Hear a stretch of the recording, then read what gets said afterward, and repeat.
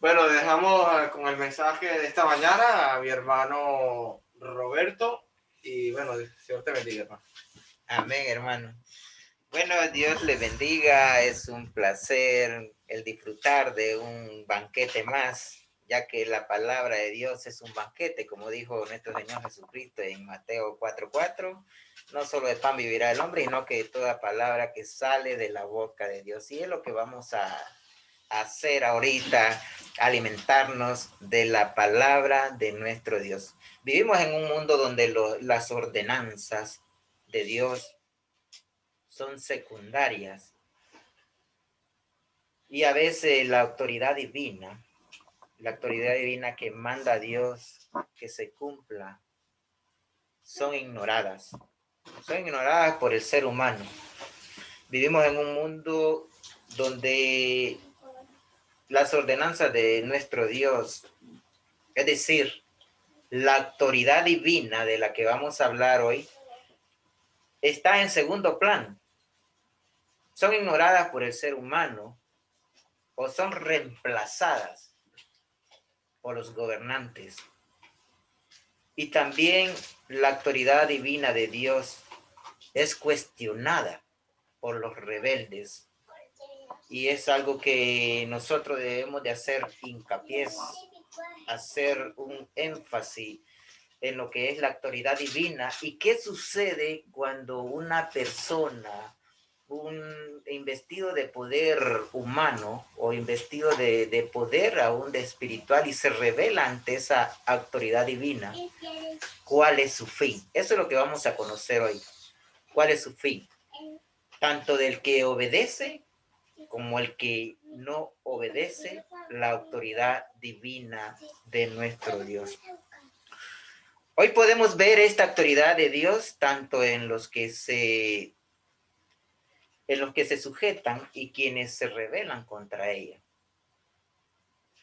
Miramos una autoridad divina siempre eminente, predominante, aun cuando las personas se rebelan contra ella.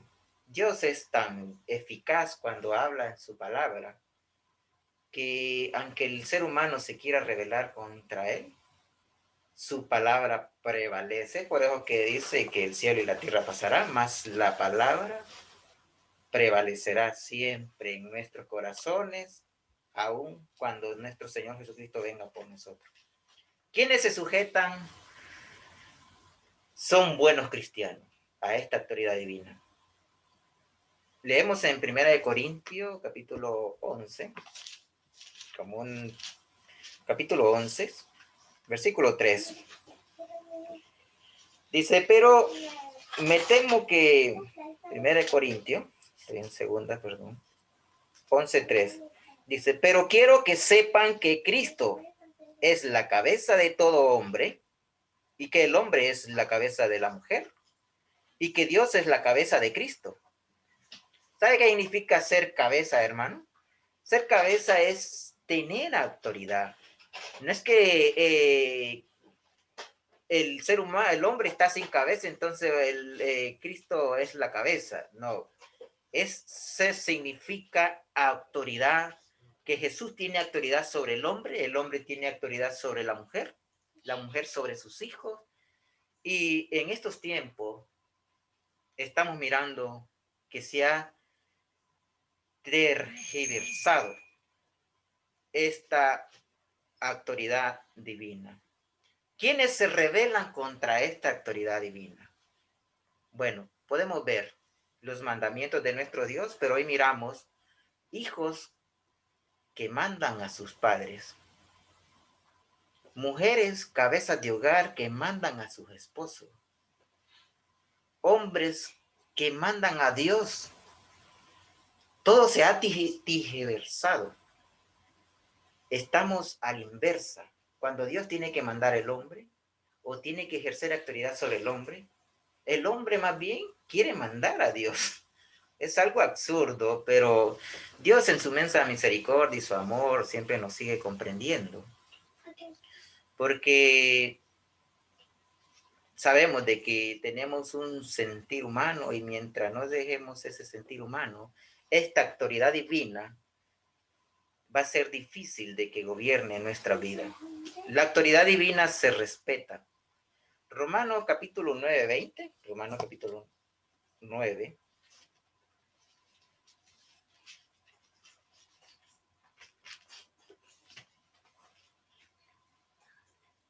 Romanos capítulo 9, versículo 20 nos dice: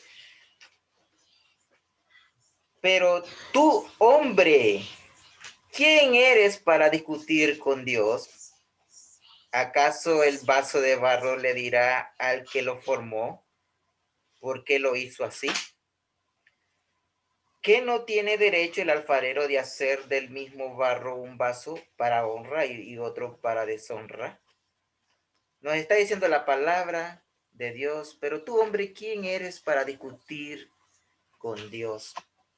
Y es que todo el tiempo miramos, ya sea por hecho o verbalmente, el hombre se ha puesto a discutir con Dios. Es como que usted haga una comida, un alimento, y esa comida se revele así. ¿Por qué no me dio el gusto que yo debía tener esta? O sea, la comida hablando. O sea, en este caso, ¿por qué el barro se revela contra Dios? La autoridad divina se respeta. Y es que la autoridad divina, podemos ver que hay un hombre aquí en la Sagrada Escritura, en Mateo capítulo 8, donde este hombre entendió realmente la autoridad divina que tenía nuestro Señor y Salvador Jesucristo. Dice Mateo capítulo 8, versículo 8.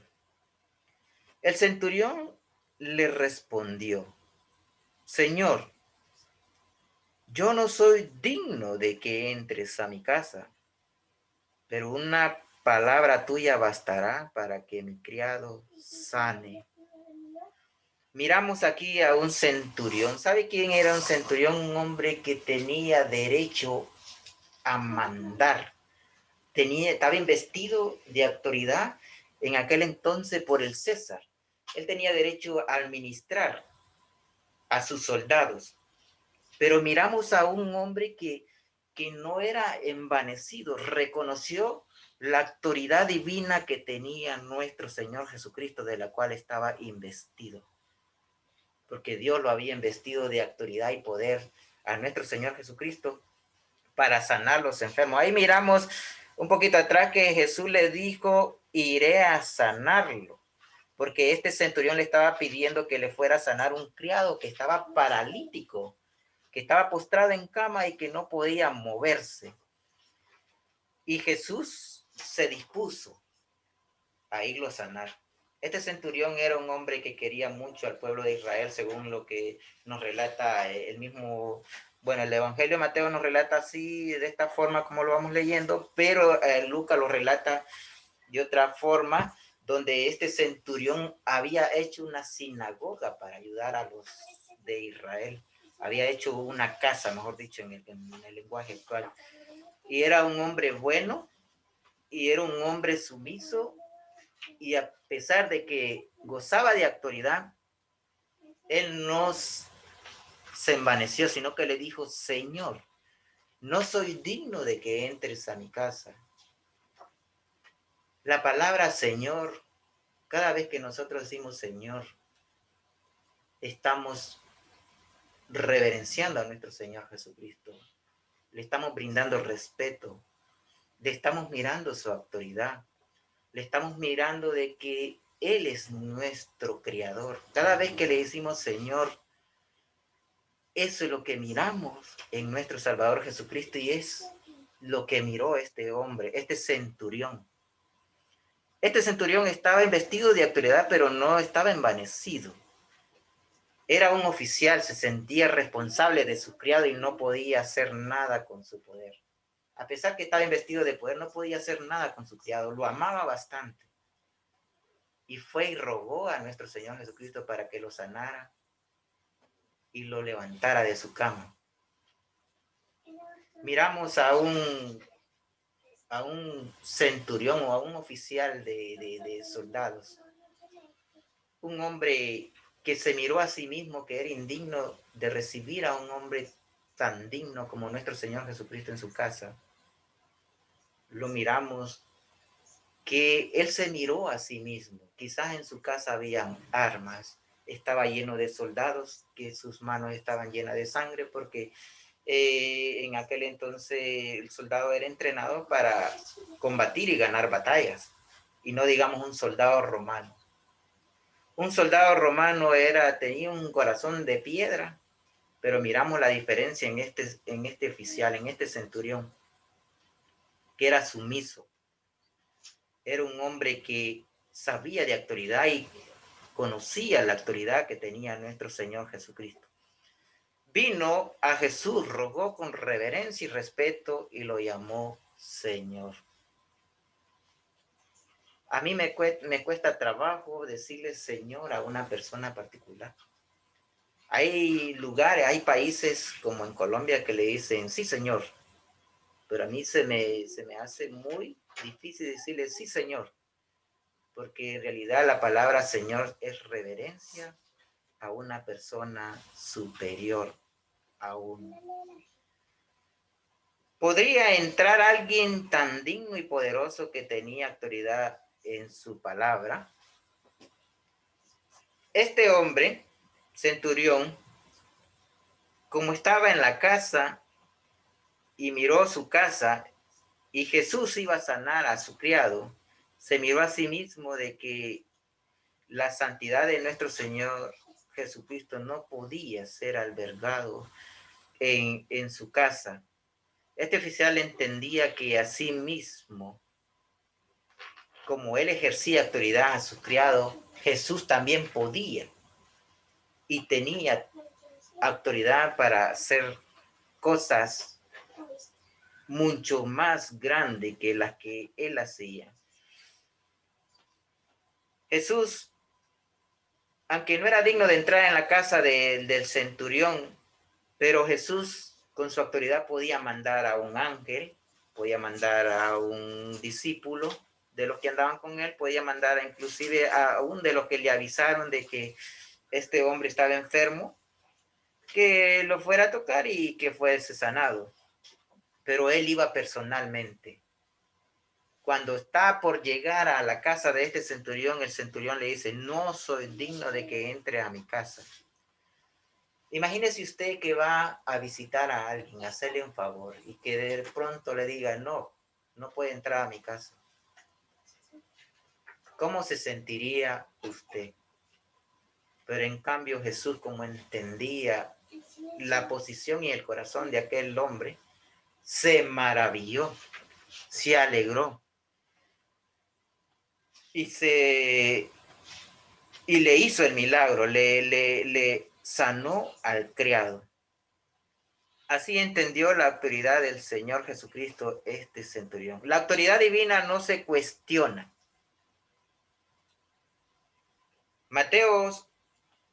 Libro de Mateo, en el capítulo 8, versículo 9, continuamos leyendo, donde nos dice la palabra, porque yo también estoy bajo autoridad y tengo soldados bajo mis órdenes. Si a uno le digo que vaya, va. Y si a otro le digo que venga, viene. Y si le digo a mi siervo, haz esto, lo hace. O sea, la autoridad divina no se cuestiona, tiene que hacer lo que se dice. Él sabe lo que ordena y sabe por qué lo hace. Este centurión entendió que Jesús tenía autoridad de mandar una palabra. Hágase como tú has dicho, y ya el siervo estaba sano. Ya el siervo que estaba paralítico estaba sano. En aquella misma hora que Jesús mandó esa palabra, no mandó a nadie, solo mandó la palabra, ese siervo de este centurión se sanó. Qué poder, qué autoridad de nuestro Señor Jesucristo. Créame, hermanos y amigos, que estamos en un camino muy eficiente, muy disciplinado, muy honrado y muy exaltado por la autoridad que ejerce nuestro Señor Jesucristo, porque la cabeza que tenemos es muy soberano y hace las cosas para el bien de nosotros. Un ángel, o decir un discípulo, podía decirle a Jesús, vaya, pero Jesús solo mandó una palabra y el criado fue sanado. Cuando días, ¿cuántos días Dios necesitó para sanar este siervo? Cuando Dios habla, no se cuestiona. Él habla de inmediato y no pasa mucho tiempo. O sea, en el instante se sana la persona. ¿Qué quiere decir este centurión que él manda, que le dice vaya, que le dice venga, y el siervo obedece? Le está diciendo de que está investido de autoridad a nuestro Señor Jesucristo. Pero al igual que hoy en día, en aquel entonces habían muchas personas que cuestionaban la autoridad divina de nuestro Señor Jesucristo. Mateo capítulo 21, 23.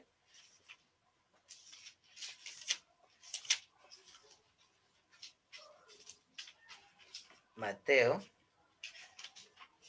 capítulo 21, versículo 23 nos dice,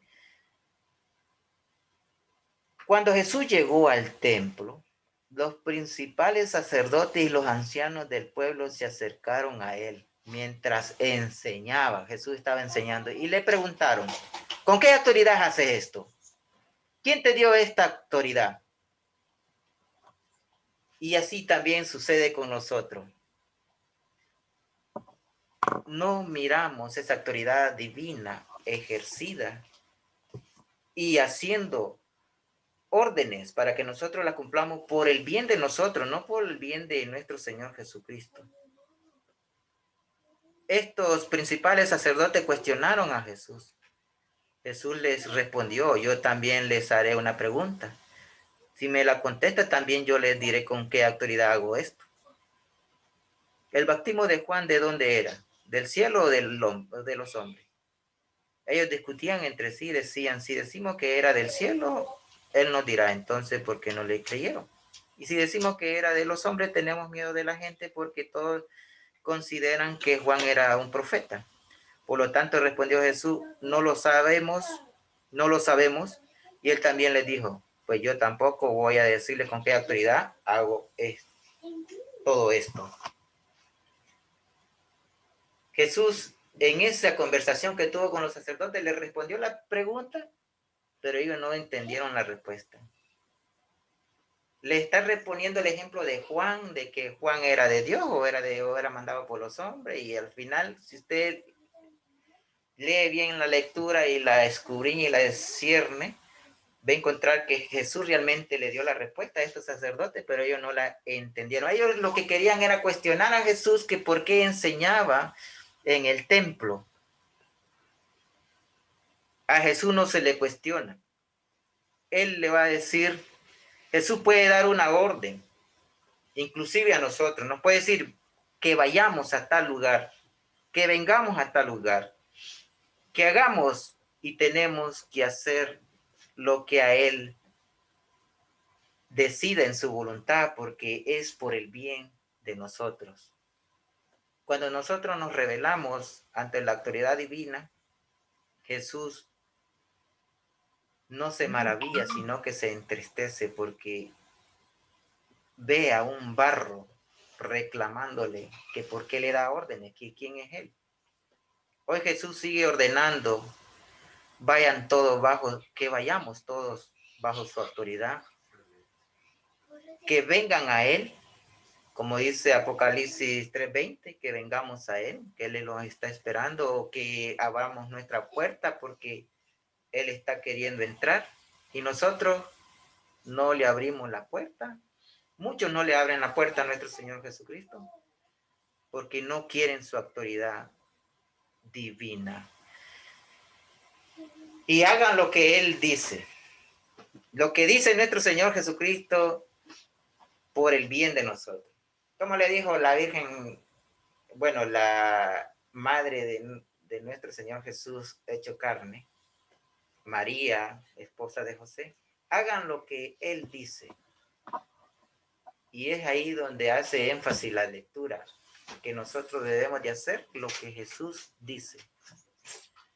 No porque multiplicó el agua, lo convirtió en vino, y que fue su primer milagro, o porque debemos de exaltar a María porque le pidió este favor a nuestro Señor Jesús, sino porque nos enfocó nuestra mente para que hiciésemos lo que Jesús dice. ¿Y Jesús qué dice? Jesús nos dice bajo su autoridad que vayamos, que vengamos y que hagamos. La autoridad divina, cuando nosotros hacemos caso, se maravilla. Es decir, nuestro Señor Jesucristo se maravilla. En Mateo capítulo, siempre el versículo 8, capítulo 8, versículo 10, dice la palabra de Dios, al oír esto, Jesús estaba escuchando al centurión, se quedó admirado. En otra versión dice, se quedó maravillado y dijo a los que lo seguían, de cierto les digo que ni aún en Israel he hallado tanta fe. Miraba a este centurión que además de ser un hombre de autoridad tenía fe y sabía que Jesús con su palabra le iba a sanar al criado de él. Jesús no se enoja cuando el centurión no le deja entrar a su casa. Se maravilló, no como sucedió con Naamán. ¿Han leído en Naamán lo que le sucedió a Naamán? Era un oficial también del rey de Siria. En 2 de Reyes, capítulo 15, capítulo 5, 9 al 13, encontramos esa historia, donde Naamán tenía una lepra y se fue a donde Eliseo y pensaba que Eliseo le iba a tener la puerta abierta y de inmediato iba a clamar a Dios para que le sanara la lepra. Eliseo mandó un siervo y le dijo, dile a Naamán que bañe 7 veces ahí en el río y que va a ser sano. Y entonces Naamán se enojó, dice, no hay mejores ríos en Egipto, dice, que el Jordán.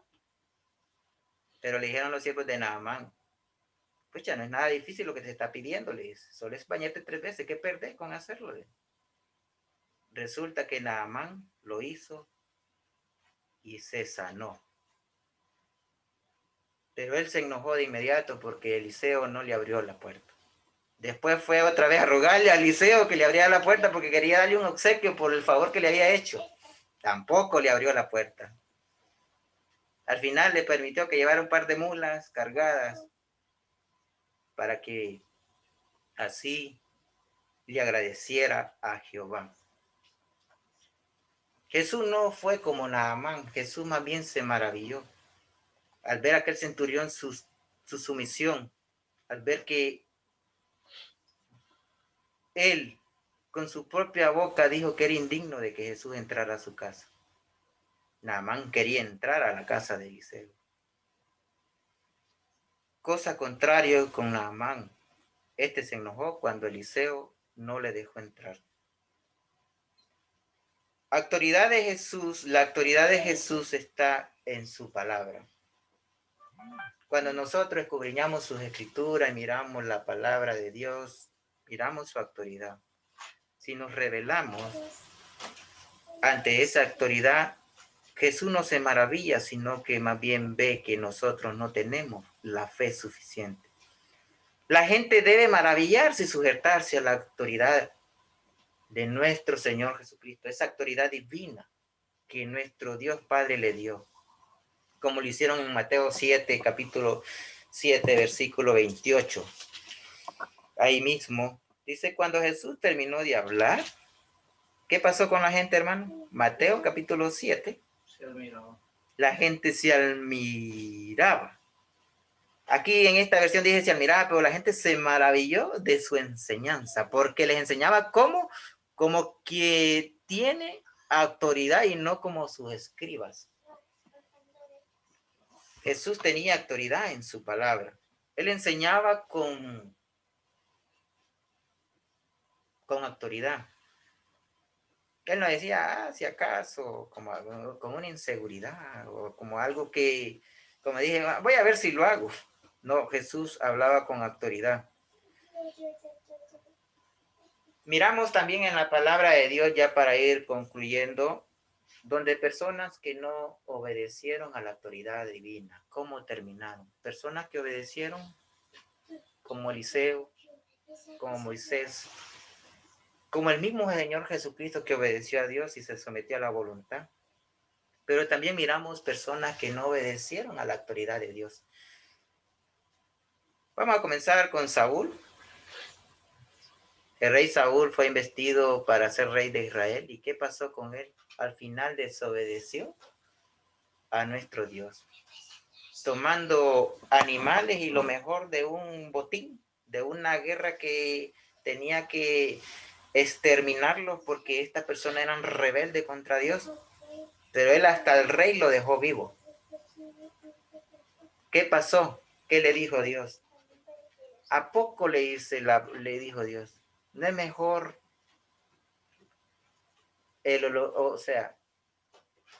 cree que es mejor el holocausto, el sacrificio, que la obediencia a nuestro Dios? Y es ahí donde hago un análisis,